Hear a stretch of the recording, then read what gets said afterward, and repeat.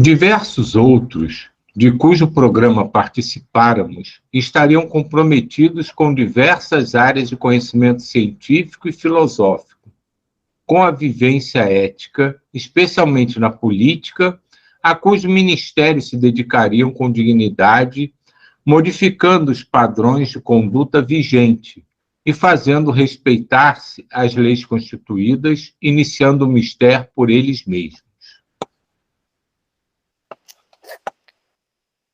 Analisando que essa transformação se operaria em todo o planeta, podíamos antever o mundo sem as fronteiras do ódio, sem os separatismos étnicos que sempre geraram combates impiedosos, sem a miséria econômica portadora de males incontáveis e, principalmente, sem a miséria moral, que desapareceria dando lugar a novos conceitos em torno dos comportamentos.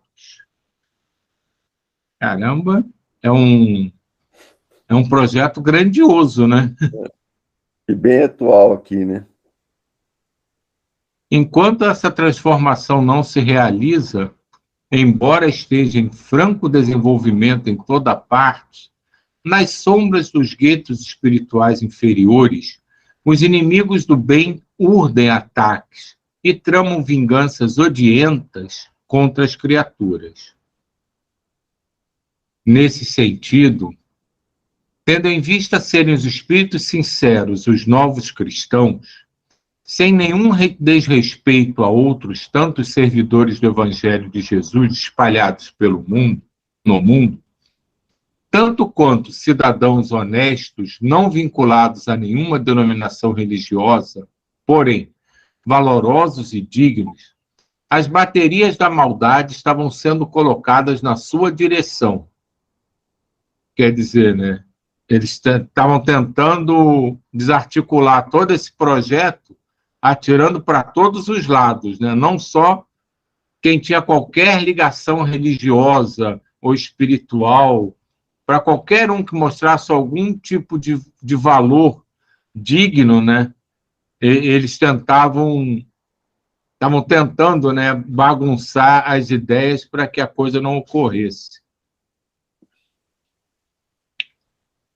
É claro que também os indivíduos honestos e de sentimentos elevados não ficavam à margem da ação ignominiosa desses infelizes do além, que, por considerá-los obstáculos aos objetivos que abraçam, quais sejam a extinção do bem, as subjugações e vampirizações coletivas, como já se pode observar.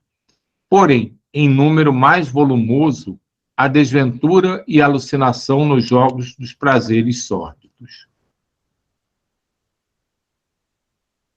Com certeza, embora as armadilhas perversas e as perseguições inclementes, ninguém que se encontre desamparado à mercê do mal, exceto quando se permite espontaneamente a vinculação com essas forças ignóbeis.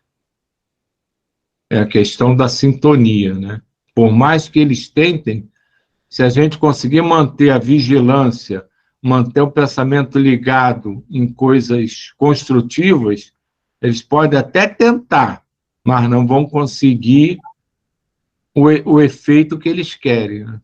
Sim, e a oração, né? Para chegar nessa sintonia, a oração vira um verdadeiro escudo, né? A oração um verdadeiro escudo. Acho que vira tudo, né? Vira escudo, vira arma, sim, vira proteção sua, proteção de quem está ao seu redor, ajuda quem está tentando te atacar. Como você está falando, essa oração é fundamental. Oração. Quer dizer, orar é uma ação. Oração. Deter-nos-emos, especialmente na área do desenvolvimento espírita, comprometido com Jesus e sua doutrina, alvo primordial de determinados grupos da grei autodenominada como mal. Acercando-se dos médios e vigilantes, vem inspirando-os a comportamentos incompatíveis com as recomendações do Mestre Jesus e dos espíritos superiores através da codificação kardeciana, estimulando-os a espetáculos em que a mediunidade fica ridicularizada, como se fosse um adorno para exaltar o seu possuidor. Concomitantemente, fomentando paixões servis nos trabalhadores afeiçoados ao socorro espiritual nas reuniões mediúnicas, fazendo-os crer que estão reencontrando seres queridos de outras existências, que agora lhes perturbam os lares e facilitam convivências adulterinas em flagrante desrespeito aos códigos morais e aos do dever da família. Fascinação, subjugação, que se iniciam discretamente e roubam o discernimento de muitos, constituem o jogo das entidades insanas, aproveitando-se das debilidades ainda persistentes em a natureza humana. Aqui vale ressaltar uma coisa que a gente já conversou algumas vezes, né? Que essa espiritualidade mais vivenciando um certo desajuste, eles sempre tentam buscar em cada um que eles querem desestabilizar aquilo que ele ainda traz desequilibrado em si. Então, eles não vão nunca incentivar ou envolver em situações com as quais aquele espírito já tem um certo controle, já tem um certo entendimento, compreensão, e já está começando a vencer. Eles sempre vão ali, como se diz assim, no centro da ferida, nas situações, nos pensamentos, nos costumes que ainda vibram de uma forma desequilibrada, para estimular que aquilo cresça ou se torne presente, inclusive no estado de vigilância, para que ele perca essa estrutura não só de defesa, mas como de harmonia, né, com o todo. Orar e vigiar, né? Gente, é tão fácil cair, né? Poxa. É tão fácil escorregar. A subida é íngreme e difícil. E para descer, escorregar é tão simples, né? Tão fácil. A gente tem que estar muito atento. Muito atento. E às vezes são coisas, como ele fala aqui, né, muito sutis, né? Que você, sem perceber, você vai caindo. E quando se dá conta, já se desequilibrou totalmente. Eu falo que ninguém sobe de repente, ninguém desce de repente, né? Você abre uma brechinha de água, né? A Solange tem sítio, isso costuma muito. Se tiver um lugarzinho para a água minar, ela vai minando e vai abrindo, vai filtrando, né?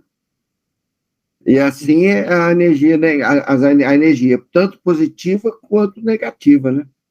E naquele outro livro dos Mensageiros, a gente vê que o preparo é grande, mas como as pessoas vêm todas preparadas, eu acho que a última, o cara ficou 30 anos se preparando, chega aqui, ele escorrega, né? A gente tem que estar muito atento. Nós escorregamos, né? Aqui é para nos alertar. Você chamou a atenção dos Mensageiros, né?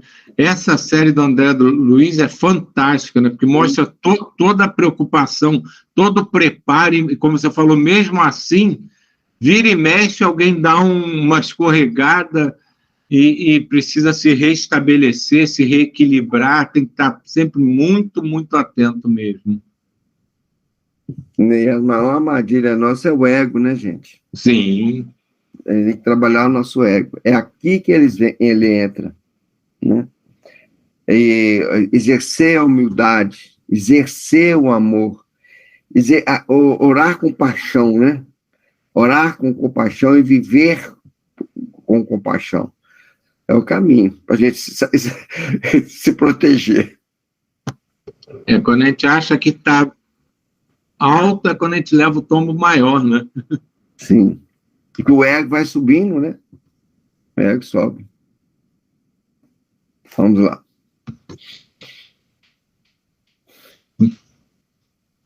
Em determinadas É situações... o parágrafo anterior. Anterior? Além dessas ações Foi mal. nefastas, Além dessas ações nefastas, trabalham pela desunião dos companheiros de lide espiritual, pela maledicência e calúnias bem divulgadas, como se estivessem trabalhando para senhores diferentes e não para aquele que deu a vida em demonstração insuperável de amor e de compaixão por todos nós.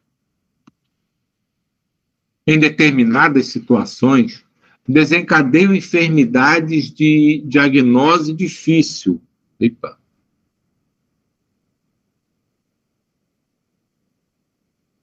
Diagnose difícil, ocultando a sua interferência nos organismos debilitados e carentes de energia, levando ao fosso do desânimo pessoas afeiçoadas ao dever e comprometidas com a fraternidade legítima.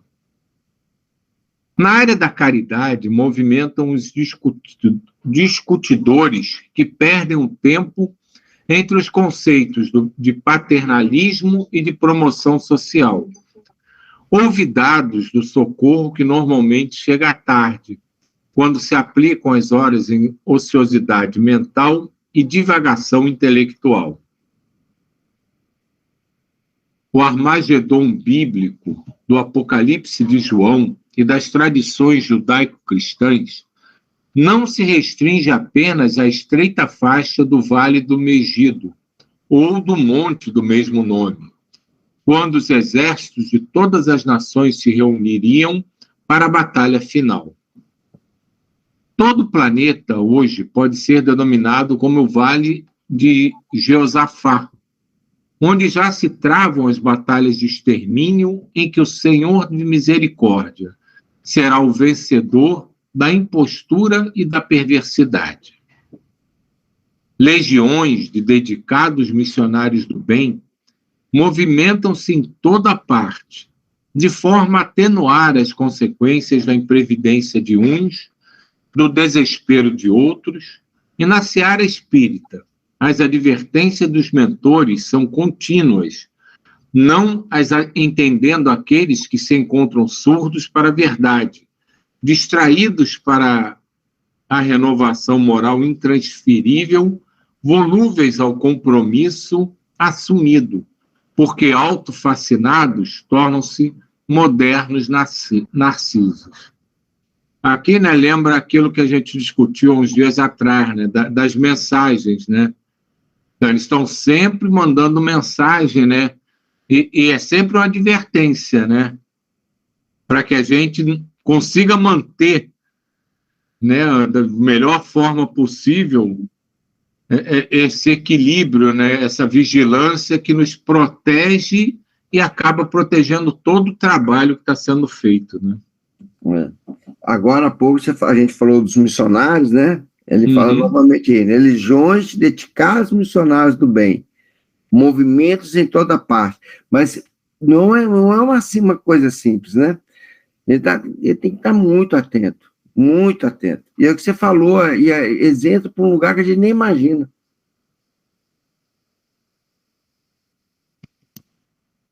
Oportunadamente. Pode falar. Não, porque aí fala aqui, modernos narcisos, né? Sim. Que a gente falou do ego, né? Porque os autofascinados tornam-se modernos narcisos.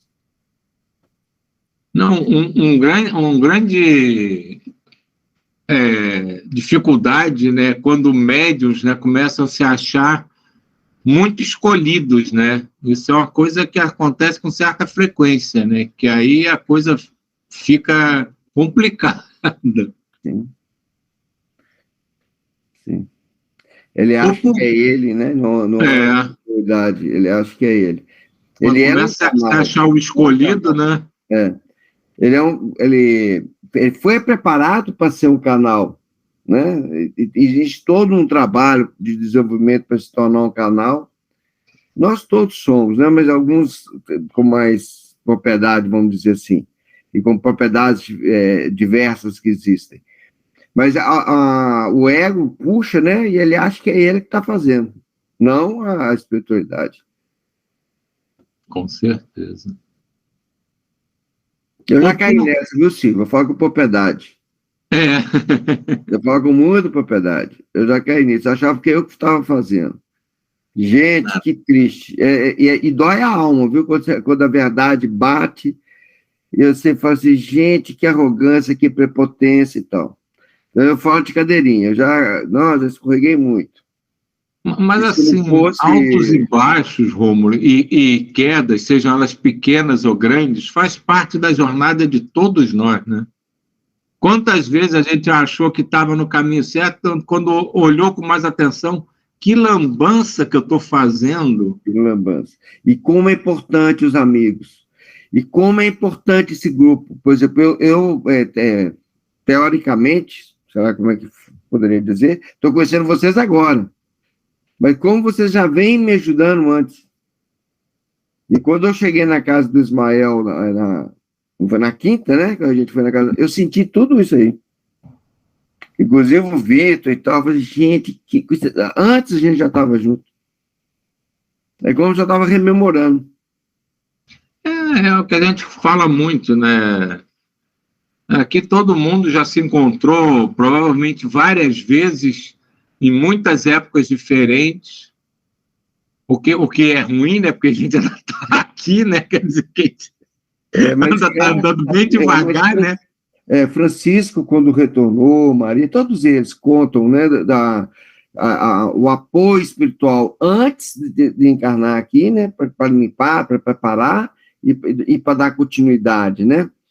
E eu fico tão feliz com esse grupo, tão feliz, porque é um grupo de muita sustentação, né? É magnífico, para não deixar a gente cair aqui, ó. Tem os amigos, graças a Deus. Deus manda os amigos. Mas eu vou te dar mais uma mãozinha. Tem alguém que sempre para cutucar, né? É muito bom esse grupo, para não deixar a gente cair. É um grupo que tem estudo, tem oração, né? Tem uma preparação, não é aleatoriamente. Né? Porque se você não tiver o conhecimento, não estiver preparado, não adianta. Você acha que é você cai no velho ego, e o ego, como Jung diz, né? É um mordomo da casa que acha que é dono. Esse é o ego. E aqui, com um grupo bem preparado e humilde, a gente vai se fortalecendo, justamente para continuar, para seguir essa seara do bem, né? Porque eu acho que no mundo espírito, eu acho que todo mundo tem que estar atento à maldade. Mas a partir do momento que você vai desenvolvendo mais aumenta a sua responsabilidade e mais atacado nós seremos.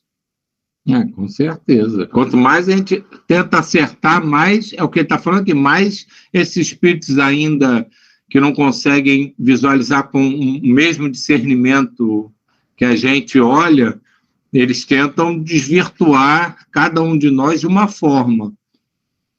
Aí é que vem, quanto mais a gente se tornar coeso uns com os outros, mais fortalecidos e mais difícil deles alcançarem êxito. Amém. Oportunadamente, o Dr. Silva informou-nos que estava sendo programado um encontro com um antigo rabino judeu vitimado nos já referidos terríveis dias do fim do século XV, na Espanha, quando da expulsão dos não-católicos daquelas terras. Já conhecíamos a Sociedade Espírita, onde deveria ocorrer a atividade do nosso benfeitor, com o convidado espiritual Eliakim Ben Sadoc, que comandava expressivo bando de assaltantes desencarnados, ora dedicados à campanha de extermínio dos discípulos da terceira revelação judaico-cristã. Para que lográssemos o êxito desejado, os mentores em nossa esfera de ação fora da Terra delinearam como se daria um encontro para o qual nos deveríamos preparar espiritualmente. Predispostos ao labor e confiando na divina misericórdia, dirigimos-nos ao núcleo espírita, onde tivemos oportunidades anteriores de estagiar. A instituição dedicada ao estudo da codificação do Espiritismo, conforme os austeros métodos utilizados por Allan Kardec, ressaltando o labor em torno da educação sobre todos os aspectos considerados, porque não apenas adstrita às criaturas reencarnadas, mas também aos desencarnados em sofrimento e ignorância das divinas leis, estava em plena realização do seu programa quando chegamos.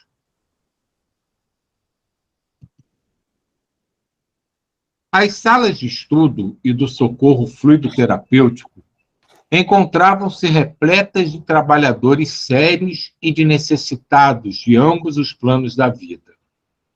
O salão, reservado para as conferências e simpósios, assim como aos espaços coletivos, encontrava-se com todos os lugares tomados por pessoas expectantes e ansiosas pela palavra iluminada de que seria instrumento expositor da noite.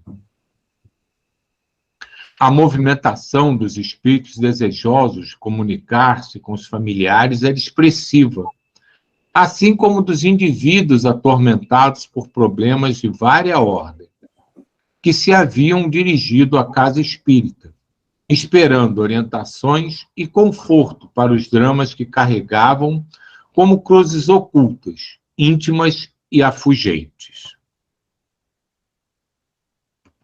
Quando o encarregado da palestra chegou, pudemos notar a alegria sincera que se desenhou em muitos rostos. Pessoas que se encontravam contraídas aliviaram as marcas da aflição e exteriorizaram vibrações de simpatia que passaram a envolver o trabalhador de Jesus. De imediato, ele se deteve numa ou noutra fila, saudando os amigos e os visitantes, de modo que todos tivessem a oportunidade de receber-lhe o benefício das energias que também externava. Acompanhamo-lo de perto e escutamos as solicitações anunciadas e as silenciosas de grande número de presentes, confiando na inspiração que o tomaria e nas bênçãos que iriam recolher durante a mensagem de que se faria portador. Sempre vigilante, Dr. Silvio nos disse: o espiritismo é uma doutrina séria, que não pode ser utilizada para frivolidade nem para a autopromoção de qualquer dos seus membros. Representando o Consolador que Jesus prometeu, embora seja uma formosa mensagem portadora de alegrias, não se comporta como espetáculo hilariante para divertimento dos frívolos. Quase todas essas pessoas, assim como os espíritos que acorreram a este local, são portadores de graves questões que os atormentam, ansiando por uma orientação de equilíbrio e apoio fraternal, a fim de poderem recuperar as forças que lhes facultem continuar na marcha até a libertação orgânica.